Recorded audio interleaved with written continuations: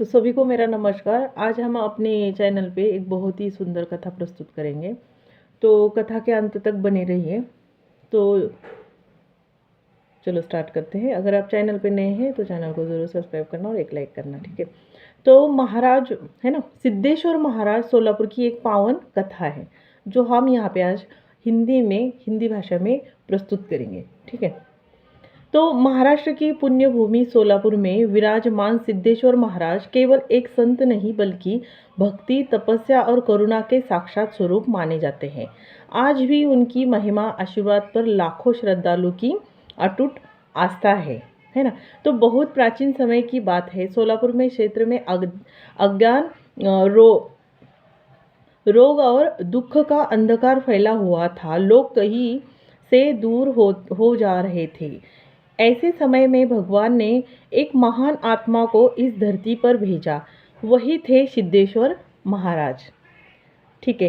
तो बाल्यकाल से ही अलौकिक, तो बाल्यकाल से ही सिद्धेश्वर महाराज अन्य बच्चों से अलग थे। जहाँ बच्चे खेल कूद में व्यस्त रहते, वही महाराज का मन ईश्वर चिंतन में लगा था। तो वे घंटों एकांत में बैठकर ध्यान किया करते थे। उनके चेहरे पर सदैव शांति और तेज झलकता था। माता पिता भी समझ गए थे कि वह बालक सामान्य नहीं बल्कि ईश्वर की विशेष कृपा से जन्मा है ना। संसार का त्याग और तपस्या। युवा अवस्था में पहुंचते ही सिद्धेश्वर महाराज ने सांसारिक मोह माया का त्याग कर दिया। उन्होंने सोलापुर के निर्जन स्थानों में कठोर तपस्या आरंभ की। कहा जाता है कि वे कई दिनों तक बिना अन्न जल के रहते थे। धूप, वर्षा, ठंड, किसी भी कष्ट से दूर ध्यान नहीं डगमगाया। उनका जीवन केवल एक उद्देश्य के लिए था, ईश्वर की प्राप्ति के लिए था, है ना। तो देखो, ईश्वर की प्राप्ति कब होती है? जब आप ज़्यादा से ज़्यादा स्मरण करते हैं, है ना। आपका मन में सिर्फ भगवान के विचार आते हैं, तभी आपको ईश्वर की प्राप्ति होती है ना। शिव भक्ति में लीन सिद्धेश्वर महाराज भगवान शिव के अनन्य भक्त थे। वे कहते थे, शिव भक्ति से ही जीवन का कल्याण होता है ना। कितने सुंदर वाक्य है। उनकी तपस्या से प्रसन्न होकर भगवान शिव ने उन्हें आत्मज्ञान और सिद्धि का वरदान दिया। परंतु महाराज ने कभी अपनी शक्तियों का प्रदर्शन नहीं किया। करुणा से भरे चमत्कार। धीरे धीरे लोगों को उनके बारे में पता चला। दूर दूर से लोग अपनी पीड़ा लेकर आने लगे।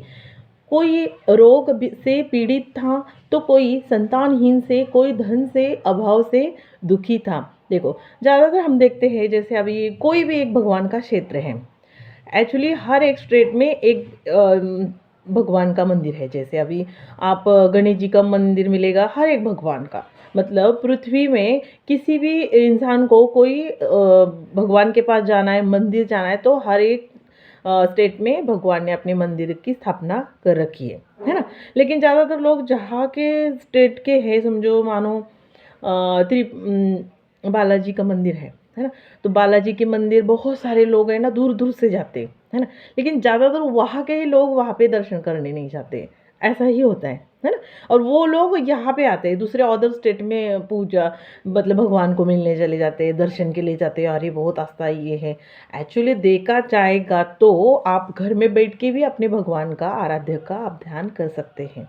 लेकिन लोगों की सोच अलग है ना। उसका कोई है नहीं, लेकिन भगवान ने तो कोई कष्ट ना हो हमारे भक्तों के लिए, इसलिए हर एक स्टेट में उनका मंदिर बना रखा है। तो बहुत सारे लोग हैं अपने कुल देवता को भी पूजते नहीं हैं, है ना। जो पूजना चाहिए, सबसे ज़रूरी है वे है ना। प्रथम गुरु की पूजा होती है, उसके बाद कुल देवता की पूजा, बाद में हमारे स्टेट में जो भी मंदिर देवी देवताओं के हैं उनको जाके अपने क्या करना है, दर्शन देने। बनाया इसीलिए है क्योंकि आप लोगों को असुविधा महसूस ना हो, है ना, इसीलिए। तो उसका महत्व जानना बहुत ज़रूरी है। चाहे आप जिस भी स्टेट में रह रहे हो, वहाँ के जो भी मंदिर है उसके दर्शन करेंगे तो बहुत दूर जाके दर्शन करने की आपको ज़रूरत नहीं है ना। हाँ, वो तो चलो आपका शौक़ है घूमने फिरने का, तो अलग बात है। लेकिन कोई भी भक्त कष्ट करके, दुख ही ना हो के, जिसके पास जाने आने के लिए पैसा भी नहीं है, है ना। होता है ना, यात्रा करनी है और पैसा नहीं है और कैसे भी करके जुगाड़ करके वो भगवान के पास दर्शन के लिए चले जाते हैं। किसी भी एक मंदिर, चाहे कोई भी मंदिर है, आस्था होती है ना सबकी।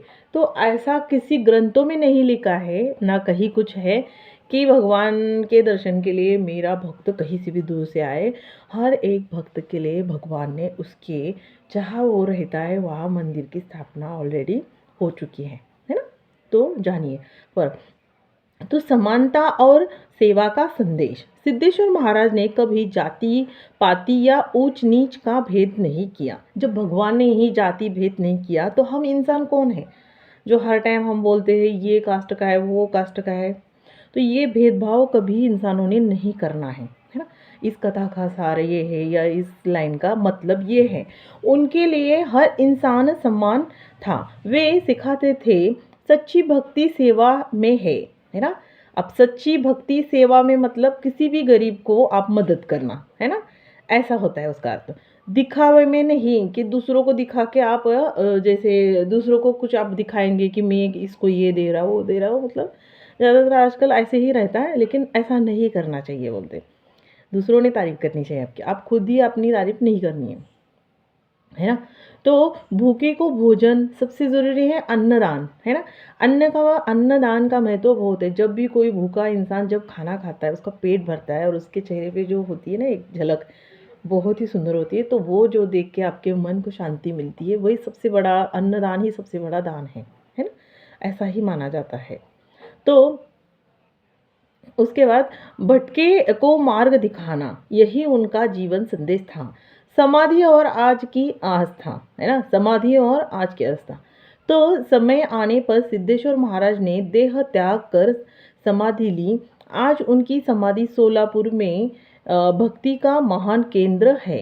कहा जाता है कि जो भी श्रद्धालु सच्चे मन से वहाँ प्रार्थना करते हैं उसकी मनोकामना अवश्य पूर्ण होती है।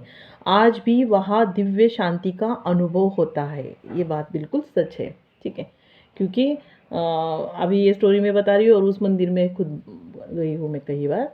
एकदम मन को एकदम शांति ही मिलेगी और बहुत ही एकदम अलग ही अद्भुत है, बहुत ही सुंदर है, ठीक है। मैं कभी जाऊँगी तो मैं वीडियो ज़रूर अपलोड करूँगी सिद्धेश्वर मंदिर का। तो निष्कर्ष, है ना, तो सिद्धेश्वर महाराज हमें सिखाते हैं भक्ति सरल होनी चाहिए, जीवन सेवा से सुंदर बनता है। जीवन मतलब जीवन सेवा मतलब अभी जैसे घर में कोई आपके बुजुर्ग है ना, अगर आप उसी की सेवा नहीं कर रहे, उसकी निंदा कर रहे, चाहे आपके सास हो ससुर हो, उसको खाना टाइम पे, हाँ चलो वो अलग बात है, वो लोग आपकी तारीफ नहीं करते या वो समझते नहीं है या वो आप ही को नहीं गंदा करते, वो उनका कर्म है। आपका कर्म है कि आपने अच्छे से आपका जो भी काम है वो करते रहना है, ठीक है।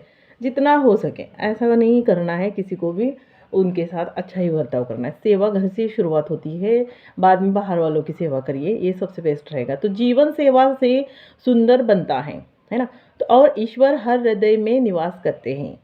यदि हम भी उनके बताए मार्ग पर चले तो हमारा जीवन सफल हो सकता है। जय सिद्धेश्वर महाराज, है ना। तो देखो इसी के साथ इस स्टोरी को हम यहाँ पे ही एंड करेंगे। और सिद्धेश्वर महाराज की ये कथा, ये स्टोरी और ये कहानी आप लोगों को कैसी लगी तो ज़रूर बताना।